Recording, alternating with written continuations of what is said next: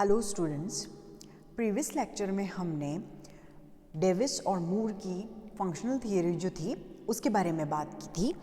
आज हम बात करेंगे theory of max weber about social stratification, है ना। सोशल स्ट्रैटिफिकेशन जो है, सामाजिक स्तरीकरण जो है, उसके बारे में मैक्स वेबर का सिद्धांत जो है वो क्या कहता है कि सोशल स्ट्रैटिफिकेशन किस तरीके से होना चाहिए, उनको किस वर्ग में उन्होंने बांटा, उन्होंने क्या ये चीज़ कही कि क्या मुख्य आधार होता है सामाजिक स्तरीकरण का और किसे इसका मुख्य तत्व मानना चाहिए, तो वो आज हम इस लेक्चर में देखेंगे। मैक्स वेबर जो थे उन्होंने भी मार्क्स के जैसे ही, कार्ल मार्क्स ने जो थियरी दी और उन्होंने क्लासेस जो थे उसमें डिवाइड किया हुआ था, वर्ग में डिवाइड किया हुआ था सामाजिक स्तरीकरण को, और उसी को उन्होंने इम्पोर्टेंस दी थी। उसी तरीके से मैक्स वेबर जो है उन्होंने भी मार्क्स का जो ये स्तरीकरण का सिद्धांत था और मार्क्स ने जो वर्ग को इम्पोर्टेंस दी, उन्होंने भी उसको एक्सेप्ट किया है, उन्होंने भी वर्ग का जो महत्व है उसको स्वीकार किया है।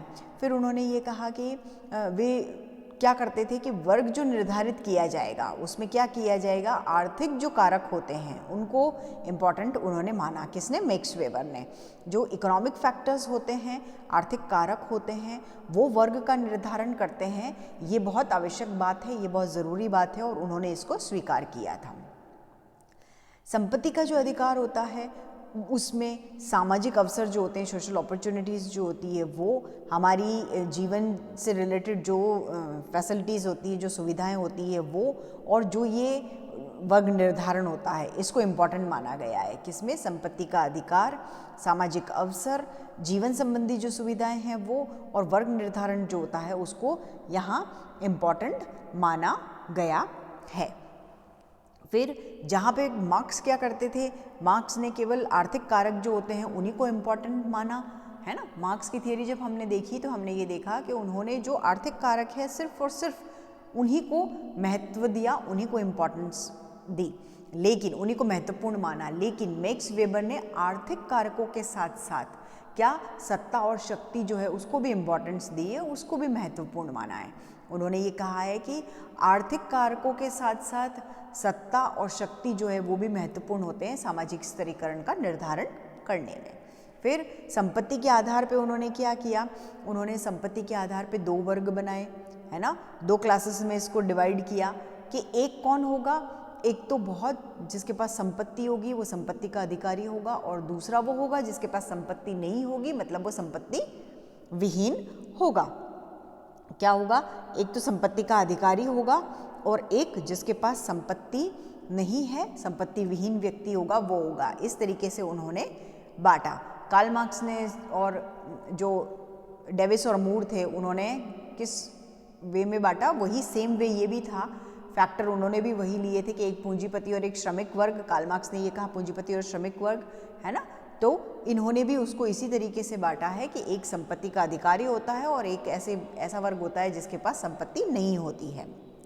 अब इसी तरीके से सत्ता और सम्मान जो होता है, प्रेस्टीज जो होती है, वो भी समाज में एक लेवल बनाते हैं, एक स्तर पैदा करते हैं, है ना। कि समाज में सत्ता अगर जिसके पास है तो वो सम्मानजनक व्यक्ति होगा। अगर पर्सन का रेपुटेशन है, व्यक्ति सम्मान हर जगह पाता है, तो वो भी समाज में एक स्तर उत्पन्न करता है। अब ये जो संपत्ति का अधिकार रखने वाले जो लोग होते हैं उनका समाज में एक स्पेशल रेपुटेशन होती है। ऑब्वियस है, हम भी जानते हैं कि जो रसूखदार लोग होते हैं, जो समाज में बहुत रेपुटेड होते हैं, जिनके पास पैसा होता है और उनका एक अलग लेवल होता है सोसाइटी के अंदर, उनको अलग से प्रेस्टीज दी जाती है, उनको सम्मान दिया जाता है। क्यों? क्योंकि वो पूंजीपति है, वो पैसे वाले हैं और सत्ता प्राप्त करने में भी वो कैपेबल होते हैं, वो सक्षम होते हैं। जिनके पास पैसा है उनके पास पावर भी है, ऐसा जनरल भी हम सुनते हैं, है ना, लोगों से। तो ये बात बिल्कुल सही है कि समाज में ऐसे लोग का विशेष स्थान हो जाता है जिनके पास संपत्ति भी है और जिनके पास सत्ता भी होती है और वो सत्ता को प्राप्त करने में सक्षम भी होते हैं। इसी तरीके से क्या होता है, संपत्ति, शक्ति, सम्मान, ये सब समाज में स्तरीकरण को उत्पन्न करते हैं। क्या करते हैं? संपत्ति, शक्ति, सम्मान, ये सारी जो चीज़ें हैं वो सोसाइटी के अंदर स्ट्रैटिफिकेशन को क्रिएट करती है, समाज के अंदर स्तरीकरण को पैदा करते हैं। तो मैक्स वेबर ने अपनी जो थियरी दी थी उसमें उन्होंने ये चीज़ कही है कि सिर्फ और सिर्फ आर्थिक कारक ही नहीं होने चाहिए, आर्थिक कारकों के साथ साथ शक्ति और सत्ता जो है उसके द्वारा भी स्तरीकरण संभव होता है और वो भी स्तरीकरण के होने के जिम्मेदार होते हैं। तो जिस व्यक्ति के पास संपत्ति है, जिस व्यक्ति के पास सत्ता है, जिस व्यक्ति के पास समाज में सम्मानजनक स्थान है, वो स्तरीकरण को उत्पन्न करते हैं। ठीक है, फिर अगर हम, ये तो मैक्स वेबर का सिद्धांत था, और अगर हम अन्य सिद्धांतों की बात करें तो 2-4 और ऐसे ऑथर्स हैं जिन्होंने सिद्धांत दिए हैं छोटे छोटे, और उन्होंने किन किन को इम्पोर्टेंट माना है स्ट्रैटिफिकेशन के लिए वो भी हम देख लेते हैं। कि कुछ अन्य सिद्धांत है, उसके अंदर वेबलन एक सोशियोलॉजिस्ट थे, उनका एक सिद्धांत है, और उन्होंने एक बुक लिखी थी the theory of leisure classes, है ना, कि विलासी जो लोग होते हैं, जिनके पास खूब पैसा होता है, जिनके पास बहुत संपत्ति होती है, वो उनका एक वर्ग होता है जो क्या करते हैं, प्रोडक्शन करते हैं, औद्योगिक प्रणाली जो होती है प्रौद्योगिकी उसको अपनाते हैं, उसी को क्या कहा जाता है, विलासी वर्ग कहा जाता है। जो प्रोडक्टिव होते हैं, है ना, जो उत्पादन प्रक्रिया को संपन्न करते हैं, उनमें उनका बहुत सहयोग होता है, उनको क्या कहा गया है, उनको कहा गया है विलासी वर्ग, और ये नाम दिया गया है। ये वर्ग जो होता है वो आर्थिक दृष्टि से बहुत सेफ होता है, ऑब्वियस है, पैसा है उनके पास तो वो सुरक्षित होते हैं। और इनके अंदर कौन कौन आते हैं, इनके अंदर बड़े बड़े उद्योगपति आते हैं, व्यापारी जो होते हैं वो आते हैं, बैंकों में जो काम करते हैं वो आते हैं, कानून व्यवस्था से जुड़े हुए होते हैं वो लोग आते हैं, और बड़े बड़े इंडस्ट्रियल इंस्टीट्यूशंस जो होते हैं वो इसके अंदर आते हैं, औद्योगिक संस्थान जो होते हैं वो इसके अंदर आते हैं। और इनसे जुड़े हुए जो लोग होंगे वो केपेबल होंगे, सक्षम होंगे, किससे, आर्थिक दृष्टि से, है ना, मतलब आर्थिक दृष्टि से संपन्न जो लोग होते हैं उनको वही लेजर होते हैं, वही विलासी वर्ग में आते हैं, लेजर ग्रुप में आते हैं। और वो कौन कौन होते हैं, बड़े बड़े उद्योगपति, व्यापारी, है ना, कानून व्यवस्था से जुड़े लोग, जिनके औद्योगिक संस्थान होते हैं बड़े बड़े, वो इसके अंदर आते हैं। और वो आर्थिक बल के कारण ही क्या करते हैं, ये जो वर्ग होते हैं ये सभी सुविधाएं और आराम भोगने में सक्षम होते हैं। ऑब्वियस है, उनके पास पैसा होता है, वो आर्थिक दृष्टि से सक्षम होते हैं, और उनको ही सब सुख सुविधाएं प्राप्त होती है और सब आराम उनको मिलते हैं। और वो क्या करते हैं, दूसरे लोगों पे अपना प्रभुत्व जमाते हैं। वो क्या करते हैं, दूसरे जो लोग होते हैं उन पे अपना प्रभुत्व जमा लेते हैं।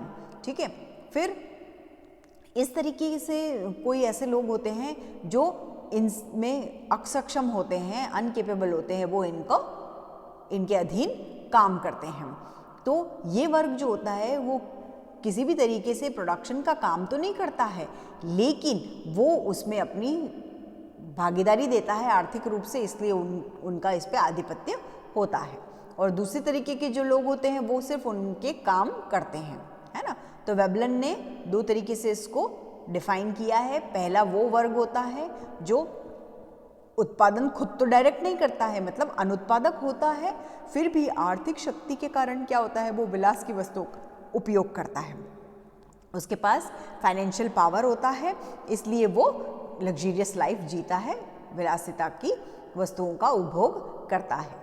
और दूसरे वो लोग होते हैं, दूसरा वर्ग उसने वो बताया है कि दूसरे वो लोग होते हैं जो उत्पादन काम में लगे होते हैं, फिर भी उनके पास ज़्यादा पावर नहीं होता है, उनके पास आर्थिक क्षमता नहीं होती है, मीन्स आर्थिक रूप से वो स्टेबल नहीं होते हैं, और उनकी ये स्थिति जो होती है उसके कारण वो अपनी इच्छा से कोई भी चीज़ उपभोग करने में असक्षम होते हैं, वो अपनी इच्छा से अपना जीवन यापन नहीं कर सकते हैं और उसमें वो असमर्थ होते हैं।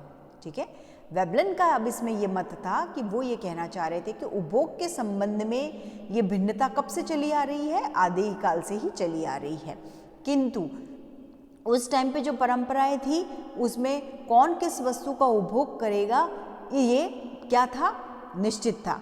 अब आज के टाइम में क्या है, समाज में ऊंचे और नीचे 2 तरीके के वर्ग बन गए हैं जो स्तरीकरण को उत्पन्न कर देते हैं। ठीक है, ये तो वेबलन का मत था। फिर वार्नर ने क्या कहा है, वार्नर एक समाजशास्त्री थे और उन्होंने जो अमेरिकन सोसाइटी है उसमें वर्ग के जो आधार बताए उन्होंने ये कहा कि वर्ग 6 तरीके से हम उसको विभाजित कर सकते हैं, उच्च उच्चतम वर्ग, निम्न उच्चतम वर्ग, उच्च मध्यम वर्ग, निम्न मध्यम वर्ग, उच्च निम्न वर्ग और निम्नतम वर्ग, है ना। हर वर्ग 3 वर्ग होते हैं, उच्च मध्यम और निम्न, ठीक है। हायर क्लास, मॉडरेट और लोअर क्लास, उनको उन्होंने 2 भागों में डिवाइड कर दिया, एक हायर और एक उसका लोअर पार्ट बना दिया है, ठीक है। फिर एक और ऑथर थे सी राइट मिल्स, उन्होंने क्या है, उन्होंने पावर को, शक्ति को, पार्सन्स जो थे उन्होंने भी शक्ति को, और जो गोल्डहैमर और शिल्स थे, है ना, मिल्स, पार्सन्स और गोल्डहैमर और शिल्स, इन सब ने ही जो ये शक्ति होती है, संपत्ति और शक्ति होती है, उसको क्या कहा है, सामाजिक स्तरीकरण के आधार बताया है, ठीक है। तो मिल्स जो थे उन्होंने ये कहा कि शक्ति है वही इम्पॉर्टेंट होती है स्तरीकरण के लिए, और आर्थिक दृष्टि से अगर हम देखें तो व्यक्ति जो संपन्न होता है, सेना के उच्च अधिकारी वगैरह जो होते हैं, उनसे लोग अपना व्यवहार कायम रखना चाहते हैं, और समाज में आर्थिक, राजनीतिक और सामाजिक दृष्टि से जो प्रभावशाली होते हैं वही लोग इससे ताल्लुकात रखते हैं और उन्हीं का प्रभाव होता है। दूसरी तरफ अगर देखें कि वे लोग होते हैं जिनका आर्थिक, राजनीतिक और सामाजिक प्रभाव कम होता है, तो वो लोग संख्या में कम होते हैं। ये डिफ्रेंसिएशन है, ये भिन्नता है समाज में, वही स्तरीकरण को उत्पन्न कर देती है। फिर पार्सन्स ये कह रहे हैं कि संपत्ति जो है, वो संपत्ति कोई व्यक्ति की सामाजिक परिस्थिति का निर्धारण माना जाना चाहिए, और यही इंपॉर्टेंट होती है। क्या चीज़? संपत्ति। पार्सन्स जो है वो प्रकार्यवादी जो सिद्धांत था उससे मेल खाता है उनका सिद्धांत, और वो ये बताते हैं कि समाज के महत्वपूर्ण पद जो होते हैं उन पे योग्य व्यक्ति होते हैं, और समाज में कौन सा पद किस व्यक्ति को मिलेगा ये सामाजिक मूल्य और उद्देश्यों पर निर्भर करता है ना।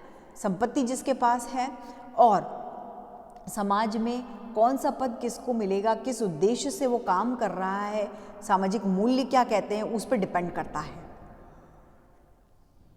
एकता और संतुलन में विश्वास करने वाले जो समाज होते हैं उनके उद्देश्य संघर्ष में विश्वास करने वाले होते हैं, और वो थोड़े से डिफरेंट होते हैं, है ना। तो इस तरीके से क्या होता है, सामाजिक मूल्य और उद्देश्य जो होते हैं वो स्तरीकरण के मुख्य आधार होते हैं, है ना। क्या कहा है पार्सन्स ने कि संपत्ति को महत्वपूर्ण माना चाहिए, और उसमें सामाजिक मूल्य और उद्देश्य जो होते हैं वो स्तरीकरण के प्रमुख आधार बनने चाहिए। फिर शिल्स और गोल्डहैमर जो है उन्होंने शक्ति को सामाजिक स्तरीकरण का आधार माना है, और उन्होंने ये कहा है कि व्यक्ति की स्थिति क्या होती है उसे प्राप्त होती है, ये स्थिति जो होती है शक्ति की वो उसे प्राप्त होती है जो शक्ति की मात्रा के अनुसार ऊंचा और नीचा होता है। प्रभाव जो होता है वो व्यक्ति का इम्पॉर्टेंट होता है, प्रभाव की मात्रा जो होती है वो, और प्रभावित होने वाले लोगों की संख्या जैसे जैसे इंक्रीज और डिक्रीज होती है, जैसे जैसे घटती और बढ़ती है, वैसे व्यक्ति की स्थिति में सुधार होता रहता है, व्यक्ति की स्थिति में उतार चढ़ाव आते हैं, वेरिएशन आते हैं, ठीक है।